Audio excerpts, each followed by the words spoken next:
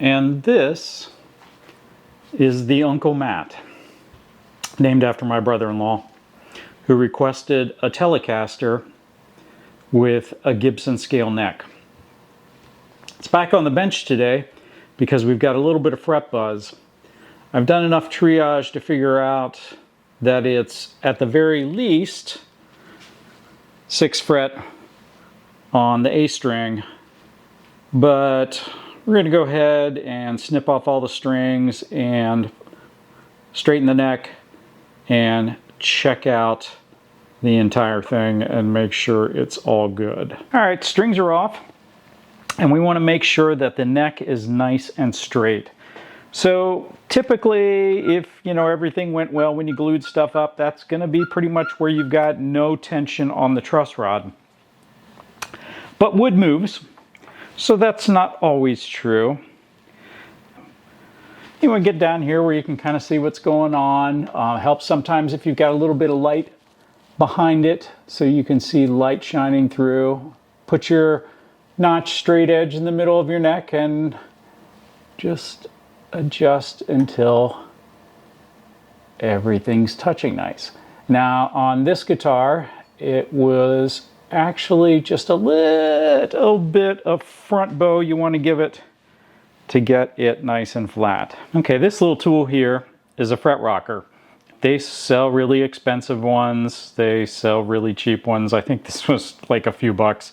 I did have to, straighten the sides a little bit on the cheap one, but it worked. Basically, what you want to do is find something that spans 3 frets, and then just sort of slide across trying to rock and figure out where you might have.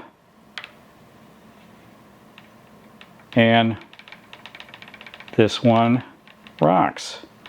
So this 4th fret is pretty high. It seems good on the treble side, but then probably when we're getting about that 3rd string, it's gone bad. So I'm going to just go ahead and mark that guy with a Sharpie. And then we're going to keep moving on.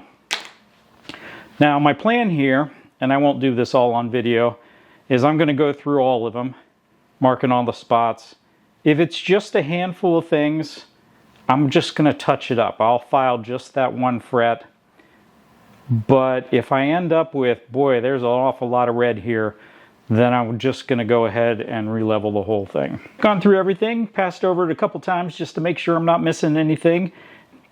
4th fret, 7th fret, a pretty bad shape. What is this? 10th fret. And then there's a couple of like high spots, but not like the full fret being a mess. And then everything past about 15 looks pretty good, except for a little bit of spot here. So I think we're going to go for kind of a hybrid approach.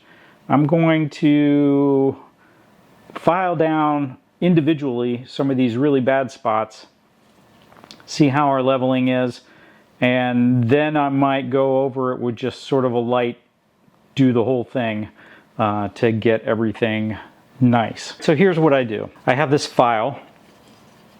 You can use just, plain off-the-shelf file. This StewMac's got a nice wood grip to it. There's probably cheaper versions of this around too. And for this one here,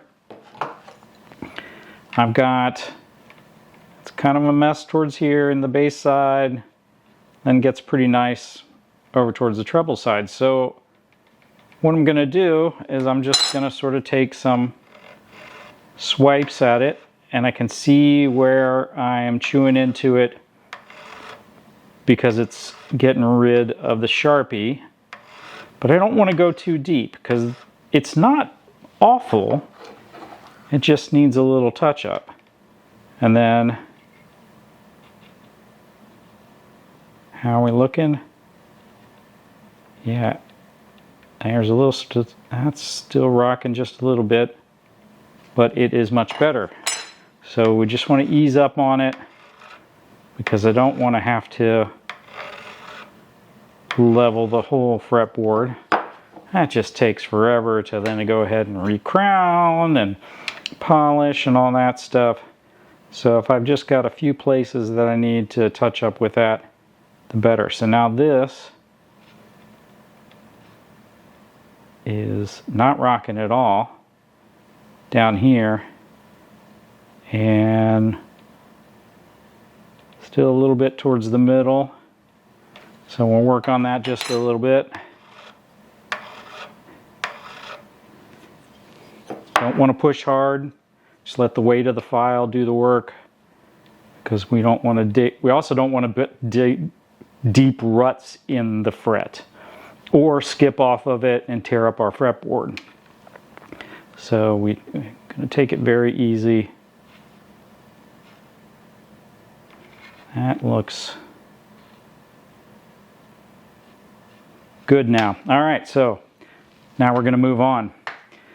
Well, actually what we're going to do is we're going to check the stuff around it now. Did lowering that break something else? And yep, now we got a little bit of rock in here. So this is why sometimes it's just better to level the whole thing, is because changing one thing will change the relationship between it and the stuff around it.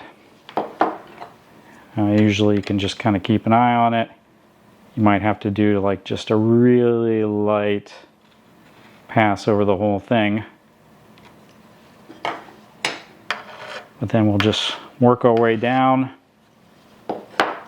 doing that as needed. Check the stuff around it as you finish fixing each fret. And then we'll make another pass when we're all done, just to make sure the whole thing is level. So I continued all the way down the fretboard, doing the same thing, lightly sort of touching up the frets that were high, and then verifying that everything was okay with the fret rocker. So now the fret rocker, to the extent that it can, has told me that everything is pretty level here. But what I want to do now is I'm going to go over it and just sort of do a pass on everything that makes sure it's just totally in. And for that, I'm going to use, I've got a 12-inch radius sanding block here and some 320 grit sticky sandpaper, and we're just going to make a few light passes over this just to sort of clean out and smooth everything that I did on the file.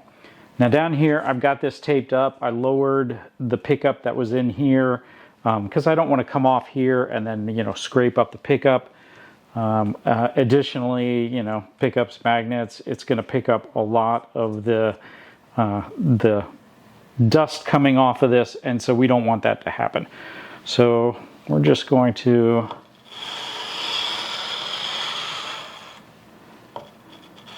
try and stay centered. Don't push. Just let the weight of the block do the work for you.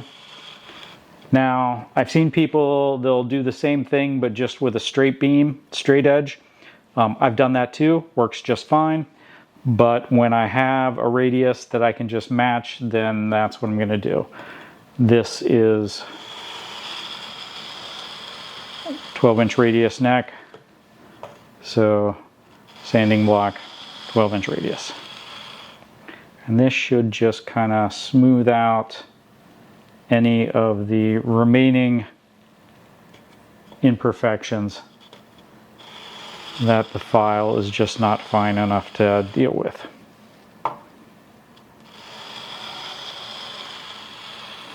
Next step, and this is probably not going to be visible on camera at all, is for those spots that I may have flattened quite a bit, and really there weren't any. Most of this stuff was just very mild touch-ups. I had one fret here that got a little flat towards the edges. We're just going to take a crowning file and make it rounder again.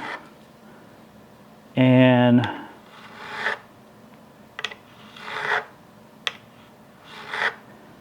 so that we actually have like a nice peak in the middle of the fret. And really that was about it.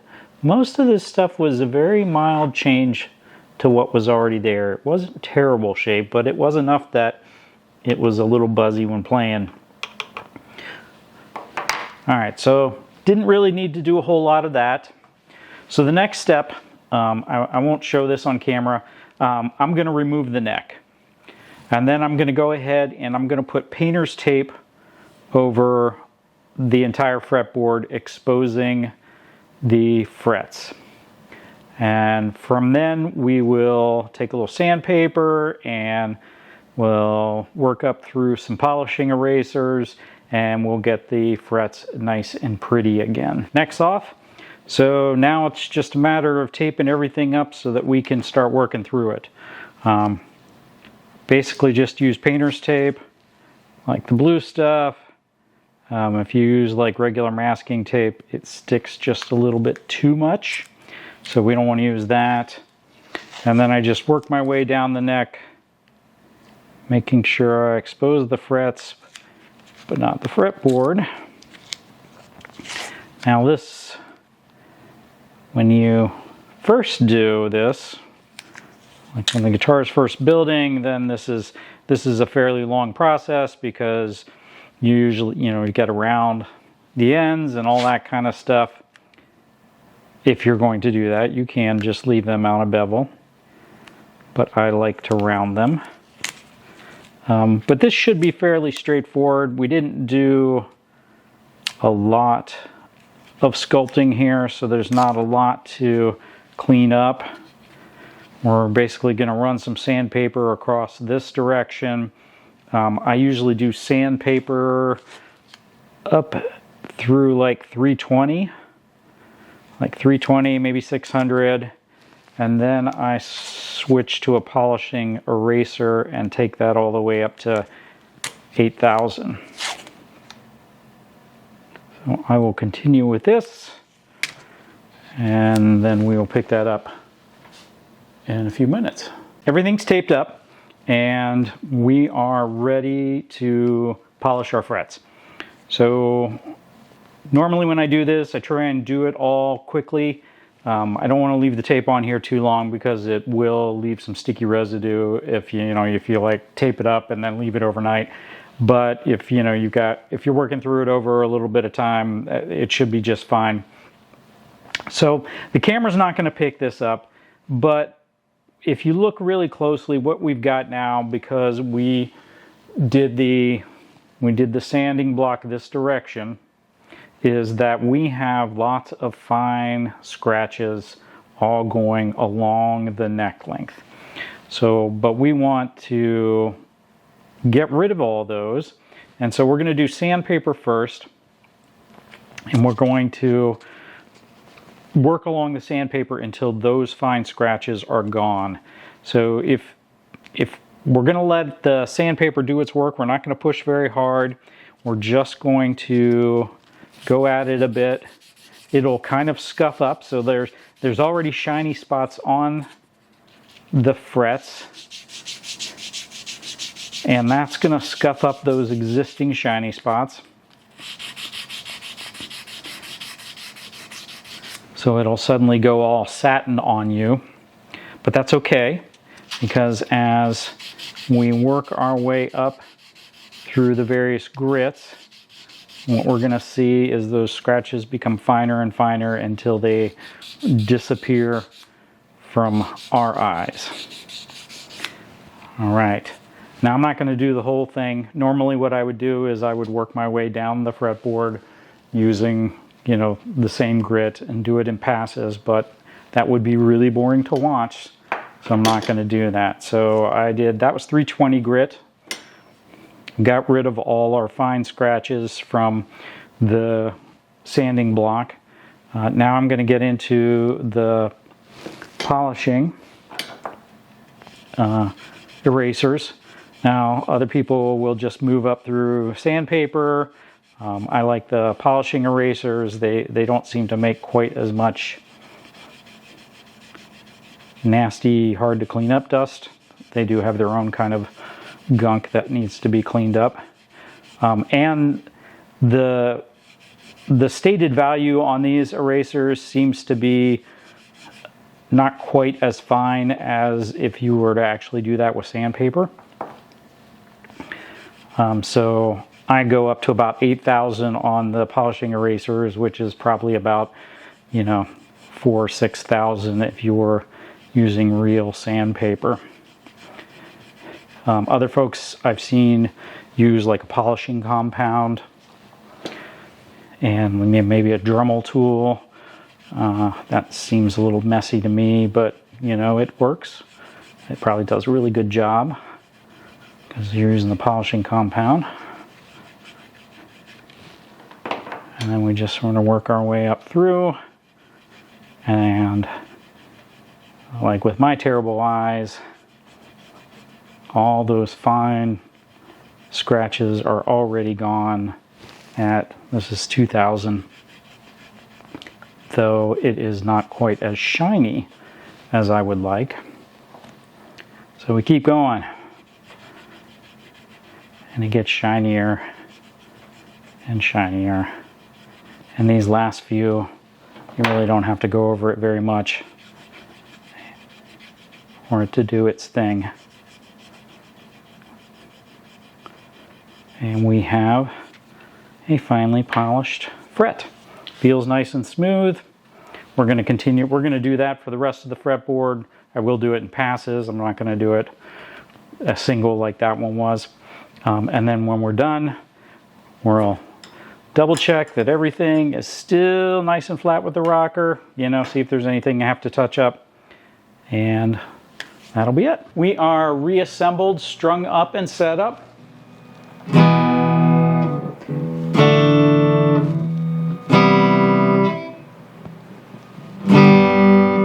Everything sounds pretty nice. So back to the client it goes. If this is the kind of content you like, please like, subscribe, and we'll see you at the next one.